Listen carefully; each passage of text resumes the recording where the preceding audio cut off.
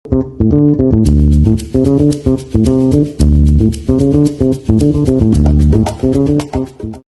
with the bands. Pose with the pose with the pose with the bands. Pose with the pose with the pose with the bands. Bands. Pose with the bands. Pose with the pose with the pose with the bands. Pose with the pose with the pose with the bands.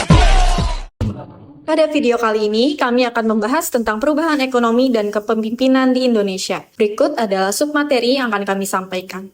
Pertama, Rostow Theory of Economic Growth. Yang kedua, The Vicious Circle of Poverty. Yang ketiga, Marx Historical Materialism. Keempat, Era Soekarno. Kelima, Era Soeharto. Keenam, Era B.J. Habibie. Ketujuh, Era Gus Dur. Dan kedelapan, Era Megawati. Pada materi pertama ini, saya akan membahas pertumbuhan ekonomi yang dikemukakan oleh Walt Whitman Rostow. Rostow membagi proses pembangunan ekonomi suatu negara menjadi 5 tahap utama. Tahap pertama adalah masyarakat tradisional, di mana produktivitas masih rendah dengan teknologi sederhana, dan sebagian besar tenaga kerja bekerja di sektor pertanian. Selanjutnya, tahap prasyarat lepas landas, ditandai dengan munculnya pemikiran ilmiah, penerapan teknologi baru, serta peningkatan investasi dan tabungan masyarakat. Tahap ketiga, lepas landas, merupakan fase di mana pertumbuhan ekonomi terjadi secara cepat dan berkelanjutan, dengan sektor industri mulai mendominasi perekonomian. Kemudian, tahap menuju kematangan, ditandai dengan diversifikasi industri yang menggunakan teknologi canggih dan peningkatan kesejahteraan masyarakat. Terakhir, tahap konsumsi masa tinggi, di mana masyarakat fokus pada konsumsi barang dan jasa mewah dengan sektor jasa berkembang pesat. Pada materi kedua, saya akan menjelaskan mengenai teori The Vicious Circle of Poverty. Teori Vicious Circle of Poverty atau lingkaran setan kemiskinan yang diperkenalkan oleh Ragnar Knudsen pada tahun 1953 menjelaskan bahwa kemiskinan bersifat sistematik dan berulang, di mana individu atau negara mengalami kemiskinan dan sulit untuk keluar dari kondisi tersebut. Siklus ini melibatkan kombinasi faktor ekonomi, sosial, dan psikologis yang menciptakan hambatan dan menjebak orang dalam kemiskinan lintas generasi. Berikut adalah faktor utama penyebab siklus kemiskinan.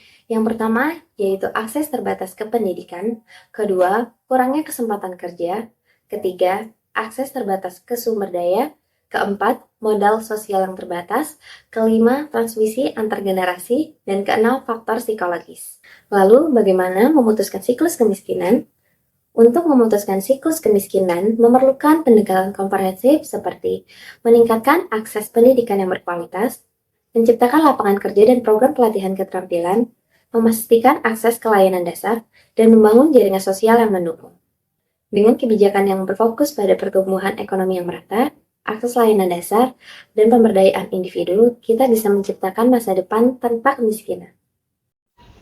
Materi yang ketiga, yaitu Marx Historical Materialism.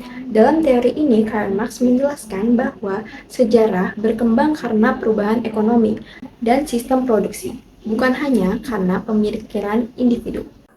Dalam kapitalisme, pekerja menghasilkan lebih banyak nilai daripada yang mereka terima sebagai upah.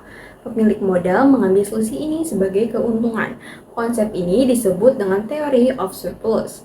Hal ini menyebabkan konflik antara borjuis atau pemilik modal dan proletariat atau pekerja yang disebut dengan class struggle.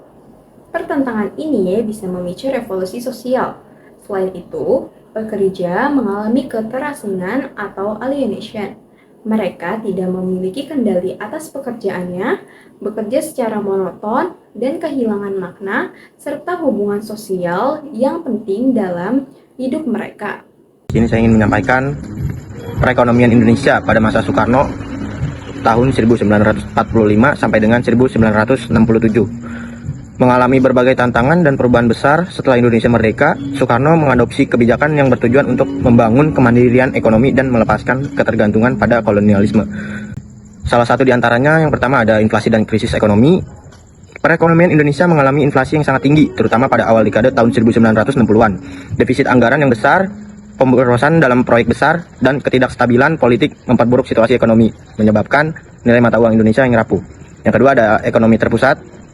Soekarno menerapkan sistem ekonomi terpusat di mana negara mengontrol sebagian besar sektor ekonomi terutama melalui BUMN. Negara juga mempermainkan peran dominan dalam perdagangan dan distribusi barang. Yang ketiga ada nasionalisasi perusahaan Belanda. Setelah kemerdekaan, Soekarno mengimplementasikan kebijakan nasionalisasi perusahaan-perusahaan milik Belanda di sektor vital seperti perkebunan, pertambangan, dan industri. Yang keempat ada industri dan infrastruktur. Program industrialisasi besar-besaran diluncurkan dengan fokus pada pengembangan pabrik-pabrik dan infrastruktur. Proyek besar seperti pabrik semen, baja, dan kapal diperkenalkan sebagian besar didanai oleh bantuan luar negeri dari Uni Soviet dan negara-negara Blok Timur. Yang kelima ada konfrontasi dengan Malaysia. Periode konfrontasi dengan Malaysia tahun 1963 sampai dengan 1966 memperburuk ekonomi terutama dalam hal perdagangan dan hubungan dengan negara-negara barat yang mengarah pada kebijakan proteksionis. Yang terakhir dan yang keenam, kemandirian ekonomi. Soekarno menekankan pentingnya Indonesia untuk mandiri secara ekonomi, mengurangi ketergantungan pada negara asing dan meningkatkan sektor-sektor yang dikuasai oleh Indonesia. Secara keseluruhan, meskipun ada upaya pembangunan yang ambisius, perekonomian Indonesia pada masa Soekarno terhambat oleh inflasi yang tinggi, ketidakstabilan ekonomi, dan kebijakan yang seringkali tidak efektif. Hal ini berkontribusi pada ketegangan politik dan akhirnya runtuh pemerintahan Pak Soekarno pada tahun 1967. Selanjutnya, materi kelima tentang perekonomian Indonesia yang terjadi pada era Soeharto. Perekonomian Indonesia yang terjadi pada era Soeharto dikenal dengan Orde Baru, di mana ekonomi Indonesia tumbuh pesat dengan fokus pada investasi asing dan pembangunan infrastruktur, di mana kebijakan ini berhasil meningkatkan perekonomian, akan tetapi juga menimbulkan ketimpangan dan korupsi. Nah, pada era Soeharto, ekonomi Indonesia mengalami dua fase penting. Yang pertama ada pemulihan ekonomi pada tahun 1966 sampai dengan 1973, di mana Indonesia kembali ke ekonomi global dengan bergabung ke IMF dan Bank Dunia. Tujuannya untuk mendapat bantuan keuangan.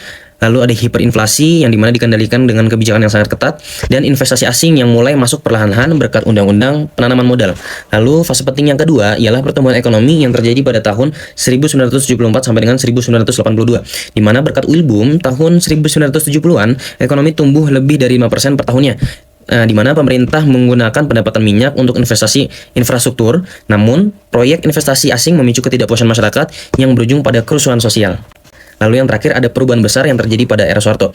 Yang pertama ada pertumbuhan ekonomi yang terjadi pada tahun 1983 sampai dengan 1996, yang dimana isinya tentang fokus pada ekspor dan mengurangi ketergantungan minyak, deregulasi sektor keuangan yang mendorong investasi, dan PDB sempat tumbuh rata-rata 9% antara 1988 sampai dengan 1991. Lalu ada krisis keuangan Asia yang terjadi pada 1997, di mana kebijakan ekonomi yang tidak berkelanjutan dan korupsi membuat Indonesia rentan.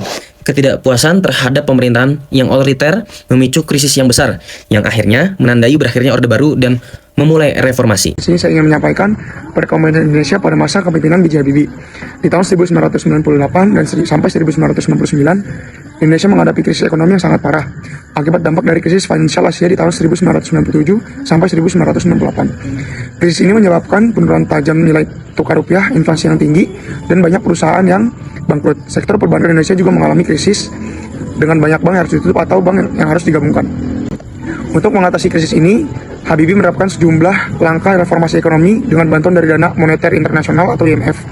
Beberapa langkah penting yang dilakukan termasuk restrukturisasi sektor perbankan untuk memperbaiki sistem keuangan yang bobrok, pemulihan stabilitas makroekonomi dengan pengendalian inflasi dan defisit anggaran, serta kebijakan privatisasi untuk mengurangi beban negara. Selain itu, pemerintah membuka sektor ekonomi untuk lebih banyak investasi asing sebagai bagian dari liberalisasi ekonomi. Di sisi lain, meskipun ada kemajuan di sektor ekonomi, tantangan besar tetap ada. Krisis sosial dan ketidakpuasan politik meningkat, terutama terkait dengan tingginya angka pengangguran dan kesulitan hidup yang dirasakan oleh masyarakat. Hal ini memperburuk situasi politik dan berujung pada tuntutan reformasi dan lebih jauh. Sebagai hasilnya, pemerintah Habibie tidak hanya berfokus pada pemulihan ekonomi, tetapi juga melakukan beberapa langkah reformasi politik, termasuk membuka ruang bagi kebebasan pers dan reformasi di sektor hukum serta pemerintahan pada tahun 1999. Pemilu dilaksanakan yang mengarah pada transisi kekuasaan kepada Presiden Abdurrahman Wahid atau Gus Dur. Secara keseluruhan, meskipun masa pemerintahan Habibie menghadapi berbagai tantangan besar, baik dalam bidang ekonomi maupun politik, langkah-langkah reformasi yang diambil memberikan fondasi bagi pemulihan ekonomi Indonesia dan proses demokratisasi yang lebih luas di negara tersebut. Saya akan menjelaskan perekonomian Indonesia pada era Gus Dur secara singkat. Di awal pemerintahan Gus Dur, Indonesia masih berada dalam masa transisi pasca reformasi. Krisis ekonomi 1998 meninggalkan dampak besar, seperti tingginya pengangguran, inflasi, dan runtuhnya sistem keuangan. Gus Dur, yang naik menggantikan B.J. Habibie di tengah situasi politik yang masih belum stabil. Sementara pemulihan ekonomi masih sangat bergantung pada dukungan dari IMF. Ada kebijakan ekonomi pada era Gus Dur. Pada era Gus Dur, ia fokus pada pemulihan ekonomi. Ia melanjutkan kerjasama dengan IMF, menjalankan otonomi daerah, memperbaiki perbankan, melakukan privatisasi BUMN, dan juga meningkatkan transparansi APBN. Kondisi makroekonomi pada era Gus Dur. Seperti statistik yang ada pada tabel, ekonomi kita beranjak naik. Meski masa pemerintahan Gus Dur singkat dan juga penuh tantangan politik, kondisi makroekonomi menunjukkan perbaikan. Pertumbuhan ekonomi mulai pulih, inflasi terkendali, dan nilai tukar rupiah lebih stabil. Pemerintah berhasil meletakkan fondasi penting untuk pertumbuhan ekonomi jangka panjang, meskipun ketidakstabilan politik tetap menjadi hambatan yang besar. Tantangan dan capaian. Tantangan utama era ini adalah seringnya reshuffle kabinet, lemahnya koordinasi antar lembaga, serta masih tingginya juga korupsi. Di sisi lain, capaian ekonomi mulai terlihat. Pertumbuhan ekonomi yang sudah mulai stabil, inflasi yang menurun, dan reformasi struktural mulai dijalankan. Namun, konflik politik membuat kepercayaan pasar belum sepenuhnya kembali pulih. Kesimpulan. Pemerintahan Gus Dur menjadi momen penting pemulihan ekonomi pasca krisis. Meski diwarnai dengan konflik politik, beberapa kebijakan penting berhasil diletakkan. Contohnya seperti otonomi daerah dan juga ekonomi kerakyatan. Walau masanya singkat, tetapi kebijakan yang diterapkan memberikan dasar penting bagi reformasi ekonomi nasional di tahun-tahun yang berikutnya. Saya di sini akan melanjutkan pembahasan mengenai perekonomian Indonesia, tepatnya pada masa pemerintahan Megawati Soekarno Putri. Megawati Soekarno Putri dilantik menjadi Presiden kelima Indonesia, menggantikan Abdurrahman Wahid pada tanggal 23 Juli 2001 dengan membentuk Kabinet Gotong Royong. Perekonomian Indonesia pada masa Megawati difokuskan pada pemulihan pasca krisis ekonomi yang terjadi di Indonesia pada tahun 1998 dan upaya untuk menciptakan pertumbuhan ekonomi yang berkelanjutan. Presiden Megawati dianggap berhasil mengembalikan perekonomian Indonesia pasca krisis ekonomi yang melanda Indonesia pada tahun 1998 setelah dua presiden sebelumnya gagal melakukan pemulihan tersebut. Hal ini dikarenakan kebijakan ekonomi yang dilakukan oleh Megawati Soekarno Putri cukup efektif untuk mengembalikan perekonomian Indonesia. Di antara kebijakannya yaitu sebagai berikut. 1. Untuk mengatasi utang negara Indonesia, Megawati Soekarno Putri melakukan pertemuan Paris Club 3 dengan IMF dengan tujuan untuk membicarakan penundaan pembayaran utang Indonesia kepada IMF yang dilakukan pada 12 April 2002. Kemudian ada kebijakan pemutusan kerjasama antara Indonesia dan IMF dengan alasan memutus rantai ketergantungan antara Indonesia dengan lembaga keuangan internasional pada tahun 2003. Kemudian ada pembubaran Badan Penyihatan Perbankan Nasional pada tahun 2004 dengan alasan kinerjanya yang cukup kurang.